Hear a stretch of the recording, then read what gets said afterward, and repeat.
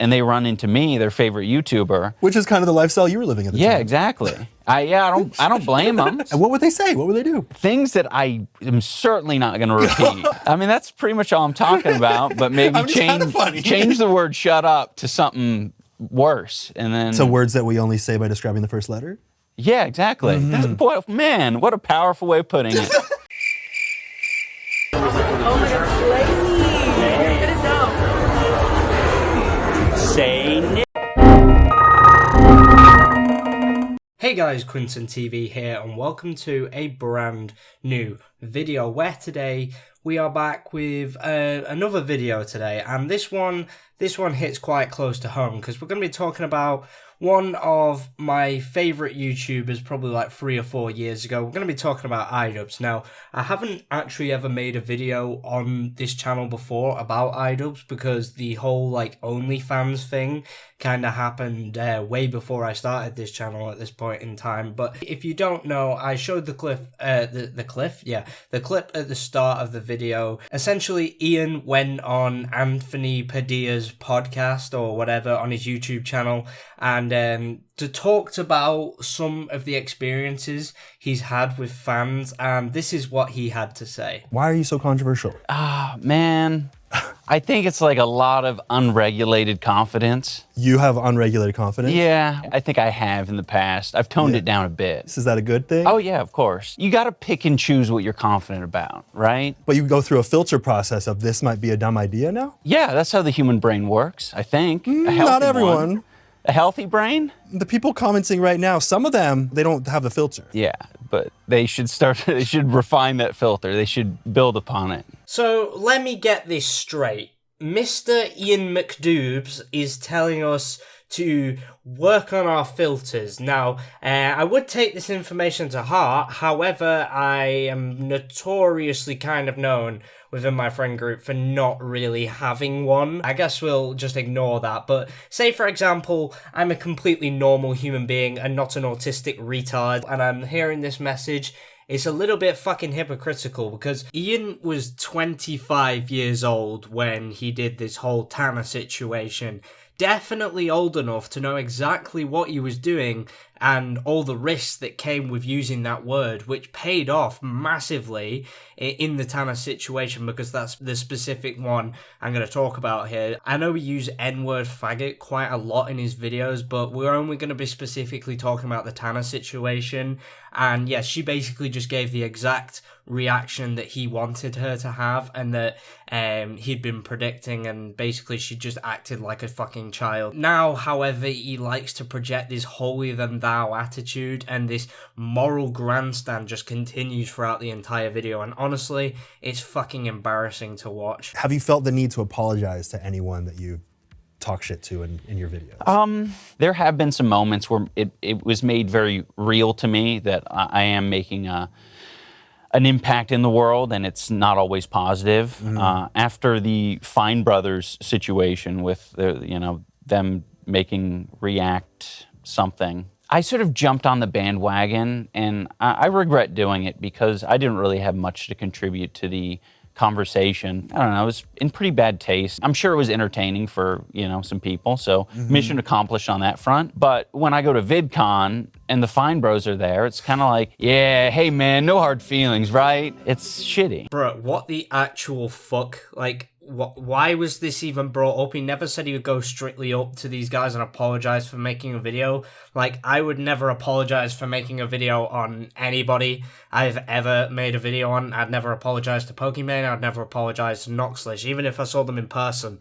Obviously, Pokimane most likely doesn't know I've made a video on her because she's too busy and I was sucking her boyfriend's cock or something. But obviously, I'm just going off here. I don't get why, if you made a video on someone, especially the Fine Bros like iDubbbz is going on about in this situation here, I don't get why he would feel the need to apologize in the first place just because these guys literally tried to copyright the word, no, sorry, not copyright, trademark the term react. Like, they fucking deserve it. The video was fine. There's nothing wrong with it.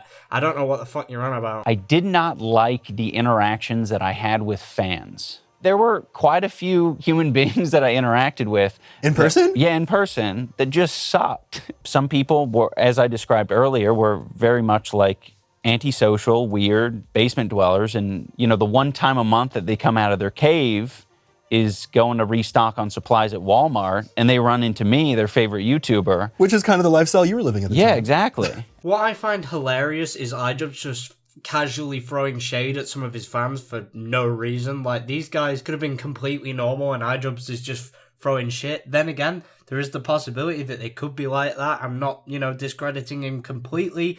However, I don't know, it just seems like in an attempt to, like, further distance himself from his content of the past, he's saying, like, oh, the people who all enjoyed it were, like, weird basement dwellers. That's what it sounds like to me. It might not be that. I might be, you know, completely misinterpreting Ian here, but, you know, that's what it sounds like to me. And what would they say? What would they do? Things that I am certainly not going to repeat. I'm talking bad words. Surely you've had some fans, like, quoting smosh shit. Yeah, when they're like, shut up! And I'm like, bro, that was a lot.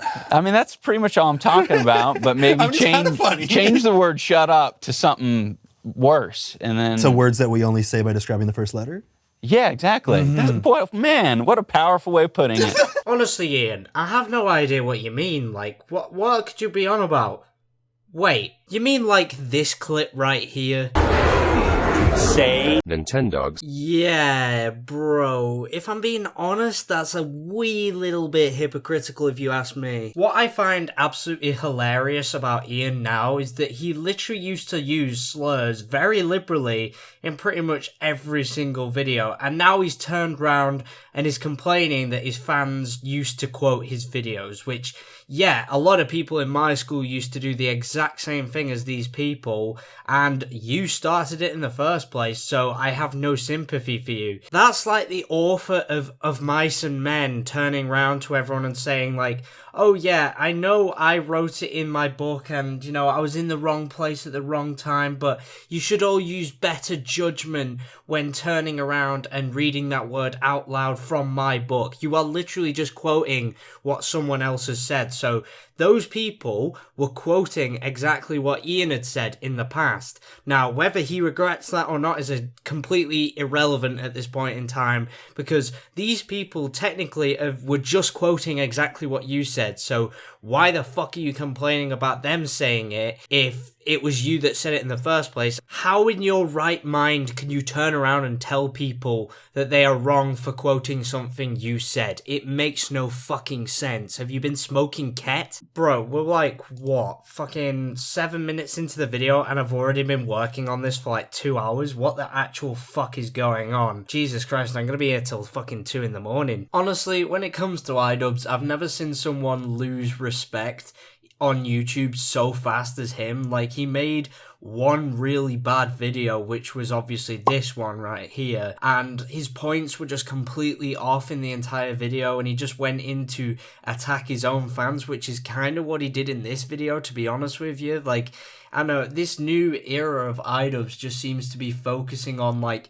criticizing himself. He can't stop fucking hating on himself. What the fuck is wrong with him? Literally, modern day iDubbbz is just the epitome of sadness, because 90% of his channel is, like, really safe, fucking, like, really boring content. Like, what the fuck is this? Seriously. But it's literally just, like, that and an advert for Creator Clash. Like, that is literally all his channel serves the purpose of doing now. And it's, honestly, it's pathetic. Like, this guy used to be one of the most, in fact, the most respected YouTuber on the platform, and people believe that his videos could kill channels. And, in fact, in some cases, like in the case of Rice Gun, completely destroyed all motivation for him to do YouTube. Like, you know, that's how effective these content cops were. But ever since the whole, like, OnlyFans drama, iDubbbz has basically just fallen off. He's become not invincible, and the entire commentary community as well as YouTube just turned on the guy. Like, it is fucking mental how quickly it all happened as well. Like, maybe if he kept up like the content cops, got rid of the fucking Yoko Ono, as Sam Hyde puts it,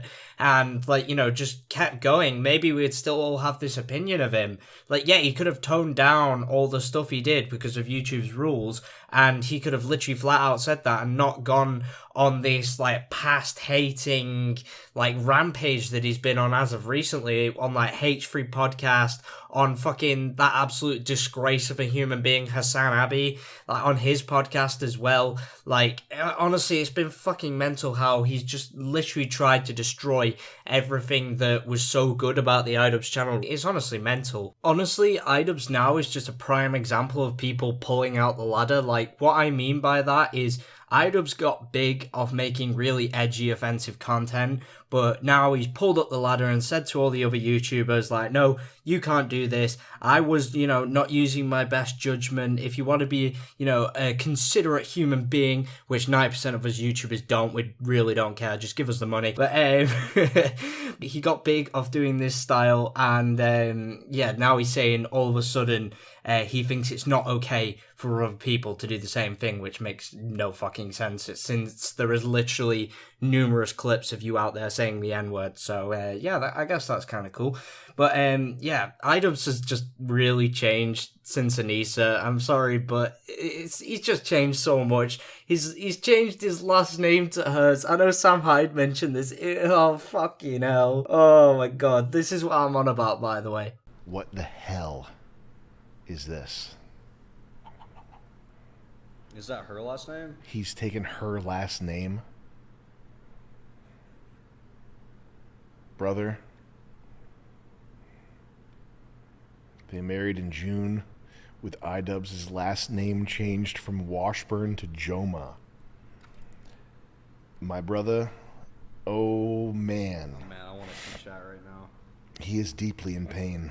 And his entire personality's just done 180. Like, what the fuck is up with you, Ian? Are you good? Do we need to call mental health services? Are you alright? Bro, that pussy must have some pretty fucking good Rohypnol in there, because man's personality has done a 180. How the fuck does that happen? That's the only explanation. But honestly, like, watching his recent videos after this whole, like, Anisa drama and everything, like, he just sounds like a fucking idiot. Like, it's actually amazing how iDubbbz just seems really fucking stupid now. Like, when Content Cop was coming out, he was just there, like, making all these brilliant points and everything that made him seem actually intelligent. But ever since the whole Hamside, yes, that's his name now. So ever since Hamside situation happened, he just seems like a fucking idiot. Because if you don't know, in that entire documentary, iDubbbz was just like being punked the entire time. And obviously, Ian wasn't too happy about this, so he spent like a good 3.5 minutes at the start of the video